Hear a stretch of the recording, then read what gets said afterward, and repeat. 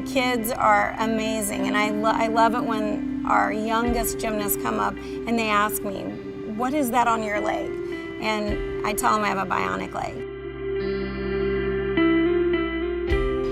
My mother loved watching Olga Korbut when my sister and I were young, and she started my sister and I in a gymnastics program at the YWCA. It was in 1992, and I was a gymnast at the University of Oklahoma, and I was doing a skill that I had done over and over hundreds of times, and I just had a freak accident and I fractured my ankle. It required surgery, and when the doctor did surgery, he did not use antibiotics. So I contracted a bone staph called osteomyelitis, and I fought that staph for over 20 years. It was extremely painful to walk. I would have a reoccurrence of the staph. They would have to go in and clean it out. I would have to have a PICC line for several weeks with antibiotics, and it got to the point that I couldn't even get out of bed and walk and put my foot down without excruciating pain.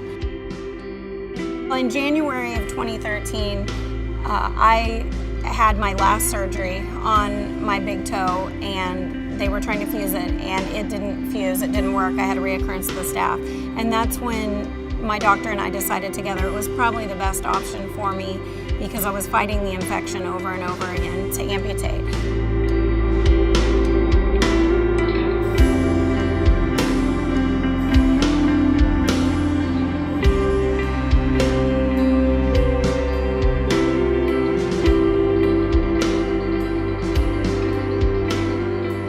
Emotionally, it was harder to wean myself off the pain medication and learn to live my new normal.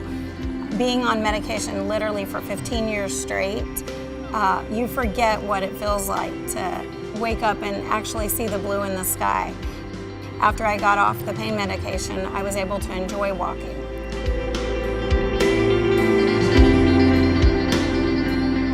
I always encourage people.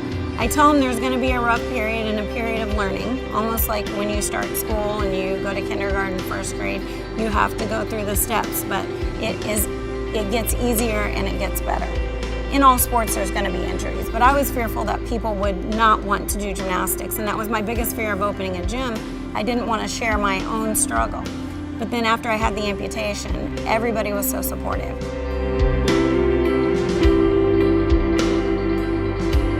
Innovative Prosthetics helped me in ways that other providers had not, by having a patient advocate there with me the first time. They also immediately fitted me with a prosthetic that was fit for my lifestyle, basically. From the beginning to the end of my first visit, I felt like it was a whole different experience from anything I'd experienced before as far as my prosthetic. It's very important to find the right prosthetic provider, because it's your lifeline. If you can't walk, if you can't use your limb or use your prosthetic, then it's really worthless. Having somebody that listens to you, listens to your daily struggles, or for the goals that you have for yourself.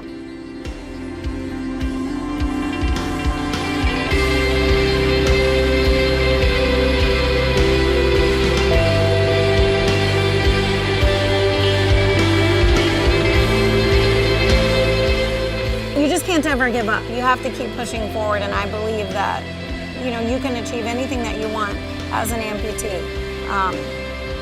You just have to keep trying every day. Every day, put one foot in front of the other.